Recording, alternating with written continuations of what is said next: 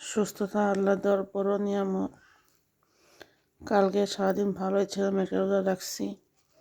আজকে সেহরি খাওয়ার সময় ভালোই ছিলাম। সকালে ঘুম থেকে ওঠার পর থেকে শরীর খুবই অসুস্থ, মাথা প্রচণ্ড যন্ত্রণা করতেছিল। পরে প্রেশার মেপে দেখি প্রেশার পুরা হাই, 170 উঠে গেছে উপরে। সারাদিন শোয়া ছিলাম, কিছু রান্না করি নাই ওরকম।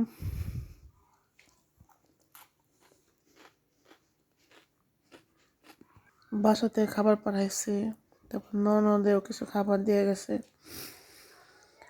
পরে ইফতার করলাম, একটু শরবত খাইছি, দেখে আর কিছু খাইতে পারতাছি না, প্রচুর বমি আসতেছে, শুয়ে পড়েছি। এখন ননদ মুড়ি মাইখা দিয়ে গেল, এখন ভাবলাম কয়টা খাই, ভালো লাগতেছে না, ভাবলাম নষ্ট হয়ে যাবে, তাই কয়টা খাচ্ছি।